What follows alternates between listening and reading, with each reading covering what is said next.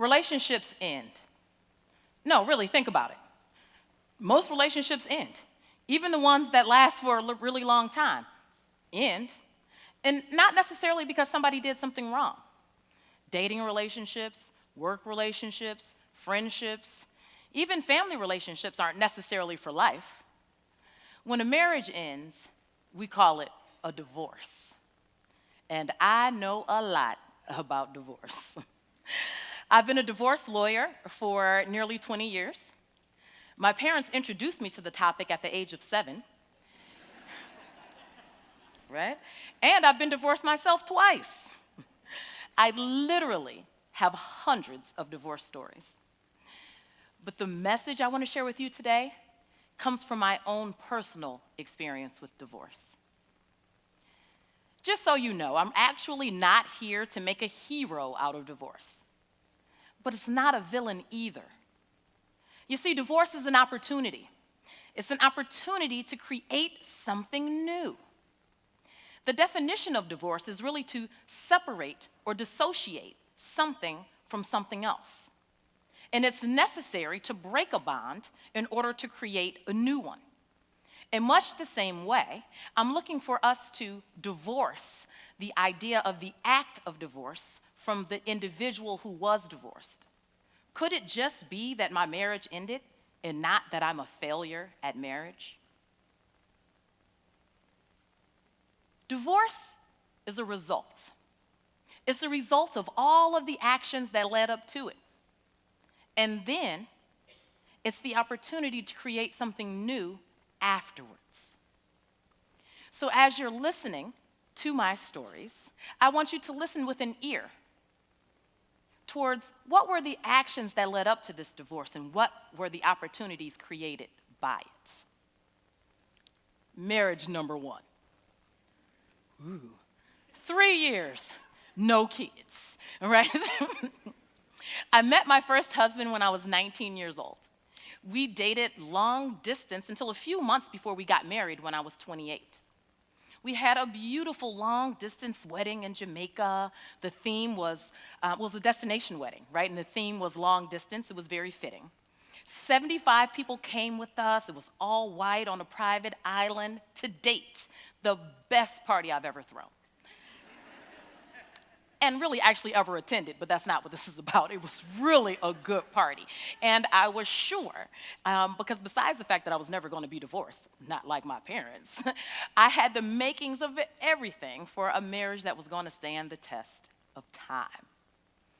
During the marriage, he actually still traveled for work, so it was still actually a long-distance marriage. I spent a lot of time alone.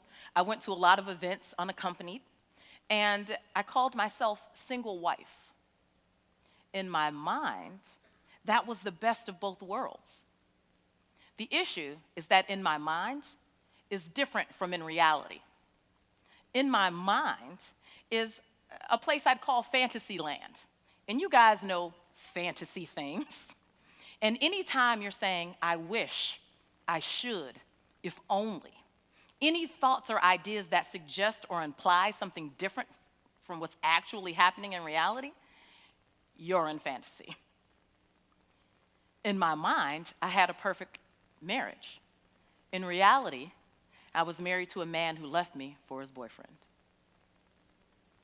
When he came to me and he said, I don't love you the way a husband should love a wife, and I don't know if I want to be married to you anymore. Divorce happened to me. It didn't matter that I didn't want it. It happened. And I call that experience shattering into reality. Now, let's be clear. The signs were there, okay? I told you he traveled for work. When he'd come home from traveling, I'd have dinner cooked. I'd be wearing lingerie, suggesting have me for dessert. And he'd actually want to eat ice cream and watch Project Runway.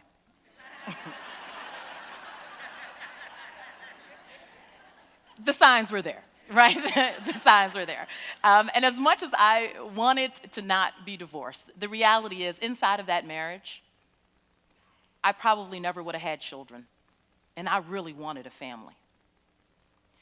So while the divorce was a result of dishonesty, and not just his, mine also, because I wasn't honest with myself about the fact that I was being rejected by my husband. Divorce was the result, but the opportunity was the ability and the chance to have a family. Marriage number 2, 7 years, 3 kids. So I met my second husband shortly after I was obtaining my foster care license. So the first time he spent the night over, about 90 days into the relationship, he never left. Within 6 months, we had 3 foster kids and I was pregnant. It was moving fast, really fast. And on the outside, it seemed like a really awesome marriage, like a beautiful story. And it should have been. I wish it was. I had a girlfriend who I would call when he disrespected me, and she'd say, "You must want it."